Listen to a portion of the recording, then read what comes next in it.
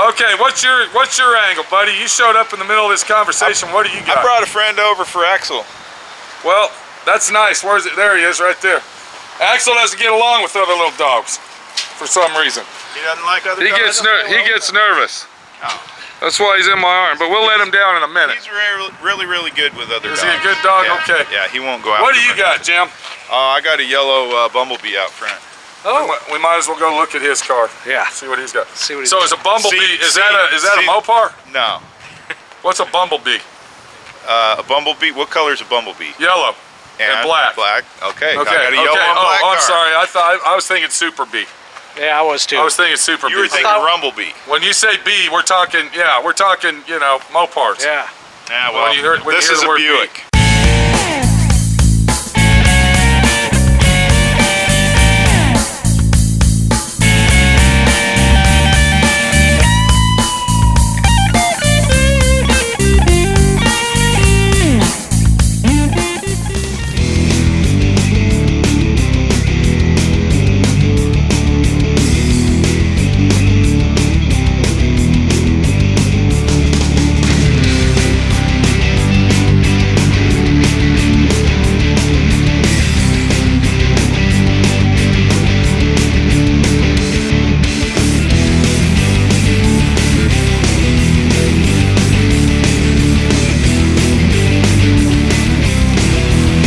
Alright, so while we were in the middle of looking at Dave's pile of shit, the RTSE XS, yeah, that car, Daytona, or Dodge, this guy pulls up, his name's Jim, and he claims that he's got a car here that he calls the Bumblebee, and he actually restored this car at home in his garage by himself. Now he's also claiming that he's never seen any cars come out of my shop completely finished. That's kind of an insult. So let's talk to this guy and see what he has to say about restoring cars at home and finishing them to the end. All right, what's up, Jim? Shake the hand, make a friend. My name's Pete. Obviously, you said you watch my videos. Yes. And you also said you've never seen any finished cars come out of here. Thank you very much for that. For about 30 seconds. For about, well, what can I say, dude? The owners want their cars back.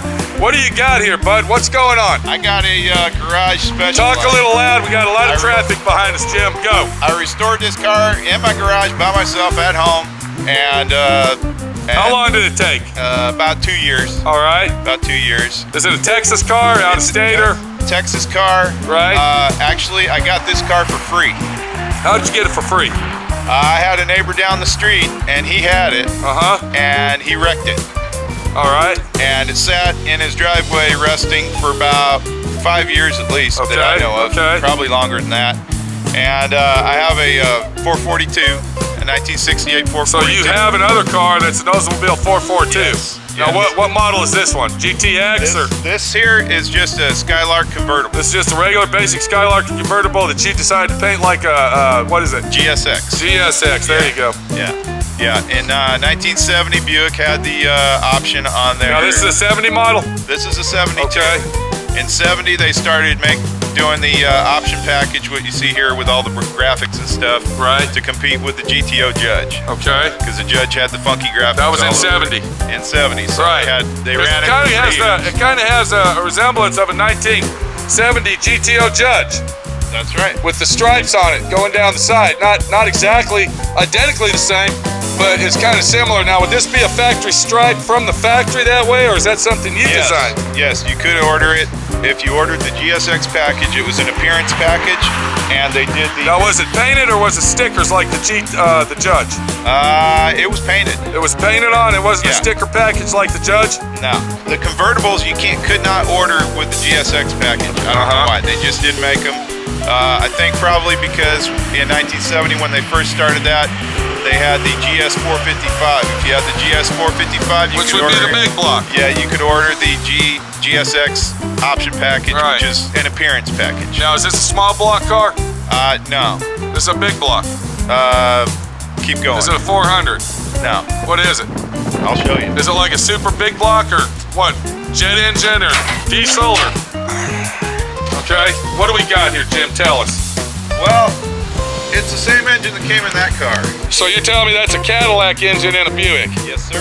So would that be like a 500, 502? What is it? Yes, sir. It's a 1974 Cadillac Eldorado 500 cubic inch engine. A 500 cubic inch. What are you thinking of that, Dave?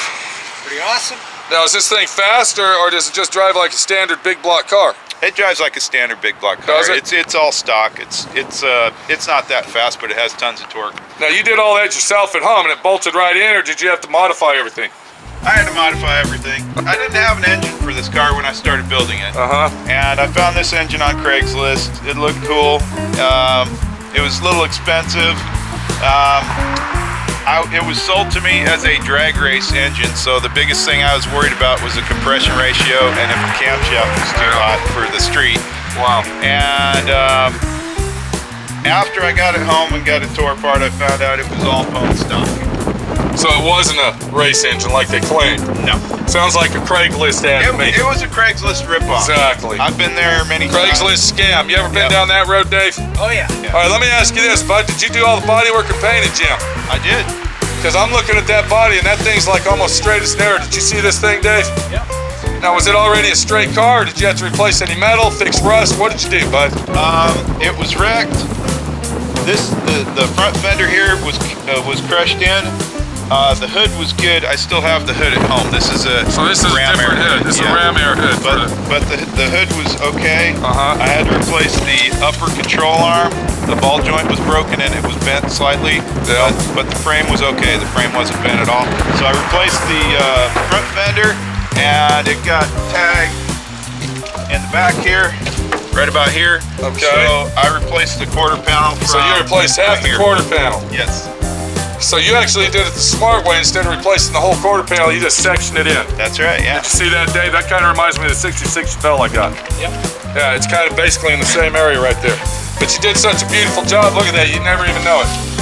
Can you see that? Look at the body lines on that thing. Now, what kind of paint did you use, Jim? PPG. PPG what? I don't remember. DBC I believe it was DBC. DBC paint and 2020 clear? 2002 clear, yeah. 2002 clear. Look how beautiful that came out. Did you color sand and buff it, Jim? Absolutely. That looks beautiful, dude. How did you learn how to do all that? All on my own in the garage. Were you watching YouTube videos? What happened? Nah, this is before YouTube. I've been messing with it. So how long has it been since you restored this, really? About 5 years. So this was actually a 5-year restoration. You're saying this car's been done for 5 years?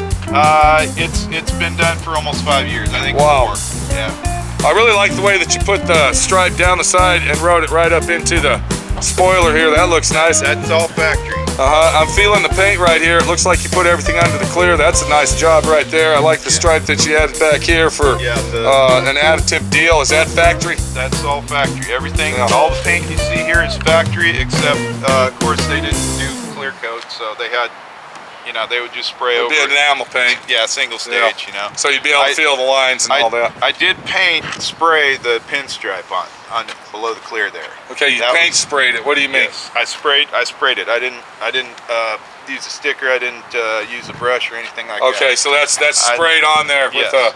a airbrush or spray gun or whatever you use. Yeah, just a small gun. Right. Yep. Did you dechrome this thing in any way, or is that how it came? Just the bumpers.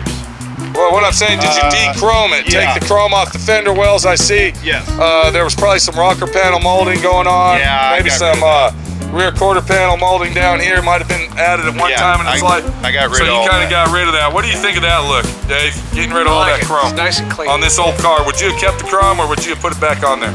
No, Being a classic automobile like this, No, I think I would have done it this way. I mean, it's a clone anyway. you would have stripped it down? Yeah. Yep. Now, was the original version of this car didn't have no chrome? It was a stripped down model or what? That I could not quote. Don't quote me on that. I don't know. I think it had chrome on it, but I'm not Because back sure. in the day, the true muscle cars were just stripped down models that really didn't have nothing. Most of them had bench seats in them. Yeah. AM radios, big motor. block engines with a standard shift. Four-wheel disc drum brakes. Right. That They didn't have all the amenities of beautifying it. So I think you did a great job to it. Now, I see you got the centerline wheels with it with Hoosier tires. That's kind of a correct period error type situation on that. Anything else you need to tell us about your car? It's pretty much a stock car. The only thing I modified on it was really The motor and tranny. the motor and tranny and wheels and tires. The suspension's all stock. Right. And at home doing it by myself. Now, when you say doing it by yourself, did you do the convertible top by yourself? That's And all the interior? The only thing I did not do by myself is the exhaust system welding and the convertible top. Wow. I actually paid a guy locally here to. Did you have the interior done on it, or is that like factory? I vinyl dyed the interior. It was green. Okay, so the interior's never been done. That's the original interior. How you doing, buddy? It looks like your dog likes it. What's your dog's name? It's Decker. Deckers? How you doing, bud? So that's the original velour interior from this era. Yep. Damn, that's nice, bud. Yeah. Did you have a problem hooking the shifter up to the transmission to make it work? No. Being a column shift on this thing like that? No, Huh. I really didn't.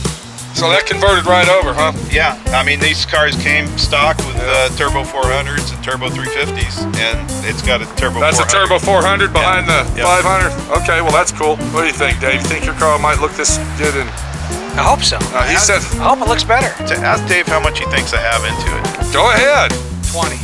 Now remember, I didn't pay. I got this car for free. Probably 20. Less than half that. I work with a guy that restored a '69 Charger. It was plum crazy purple from the factory with a 440 big block. He spent in parts he had in receipts $60,000. But he has the parts. I've got all the parts. Yeah, You got everything. I've got everything. But this was a concourse restoration. So This is going to be a driver. yeah, that's what he said too. Well, the Daytona's concourse, so I can't afford Okay, to do whoa, two. whoa, whoa. Speaking of Daytona, how much money we got in that, Dave? I'm up to About 150? 50 now. Okay, there's no sense arguing, guys. Okay, you want to get in a fist fight? You want to punch each other in the face? You can be Robert De Niro and you can be Donald Trump. What's going on here? Come on, guys. I don't have the hair to Okay. be Donald Trump. All right, well, vice versa, whatever. Okay, We'll see what it looks like when you're done. there you go. Shake it up. All right. Thanks for coming on over, partner. Yeah. Beautiful car. I love it. It's Thanks. great. It's a show car. Do you take it to the shows? Yeah, sometimes. I'll take it to the swap meets, take it to the shows. Have you ever been to Good Guys? It's a swap meet cruiser. Swap Meet Cruiser. Yep. Looks like it's a little more than that. What do you think, Dave? Did you do a good job? Is this your first restoration job you've ever done? This is my second restoration job. This is my second full car that I've painted the whole car on. And you did this at home in your garage, paint job and all? Yep. Paint job, everything. Huh. You see that, Dave? Only if you didn't live in the HOM. That's right. HOA, that's You'd right. be fucking having it made. That's right. Huh? That's You could right. be pulling teeth and he could be painting cars. Only if you would have stayed in Michigan on your farm, your ranch. Yeah. Now see, Dave, he used to have this big giant shop bigger than mine, dude. Mama made him move down here. Right. It's a done deal. Yeah. Yeah. See y'all later, guys. Thanks a lot. Thank you very much. Here's one. So we got this piece of shit right here that everybody claims is worth $1 million fucking when it's done. And I don't know what else to say about it because I think that these cars right here are overrated. I think that the price and the exquisity of owning one of these is an overrated situation. I don't believe that this is the most elite muscle car in the world because it's just another fucking car. And I think that by owning this car right here, just to say, wowie, wow, wow, look what I got, and say to yourself, I own a Mopar, is a little over fucking rated. When you can have a beautiful car, just as nice, that runs just as good or better, because I believe the suspension on these vehicles right here was 10 times better than the suspension on the Mopars. And you can have a hot rod running car and get the same looks and the same turns of the head with a car just like this. All right, we'll see you later, buddy. All right, so down the road the piece of shit goes over to the HOM house, HOA, to work on it for a couple days and bring it back. So now that Mr. Mopar's gone, what do you think of Mopars? You think they're overrated? Mopars are way overpriced, I think they're overrated. and they're overrated, which there Yeah. goes the overpricing. I think it's ridiculous. I think that all started with Barrett Jackson. Barrett Jackson car auction. They were, yeah. They have a big deal in it. They have a big deal. When they started selling the Daytonas and the Superbirds for, price tags of $800,000, $1.5 million, and all this shit, which is basically reality show prices because it's probably fake. Yeah, I've been to Barrett Jackson. I used to go there every year, and I know for a fact how they run their operation. We're not going to get into that now. But I believe that your car is just as beautiful, probably rides a lot smoother and a lot more comfortable, and gets just as good a looks, and you look just as powerful in it, being the muscle car guy that you are, as Dave with his fucking piece of shit on the trailer while everybody's giving him thumbs up going down the road. Yeah, see where he's at in 5 years. Yeah. Come on in, let's look at Norm's car and see what you think of his Roadrunner. So this is Pete, my friend Pete, your friend Pete. We just had, what was your name, Jim? Just had Jim come over here, and he's very proud that he did all this work at home in his garage. And beautiful car that it is. So you make your mind up. Do you really need a Mopar to be seen, or can you just drive a beautiful car and be proud of what you did at your house? Or even if you have somebody else do it, it really doesn't matter. I don't think Mopar is all what Mopar claims to be. We'll see you later.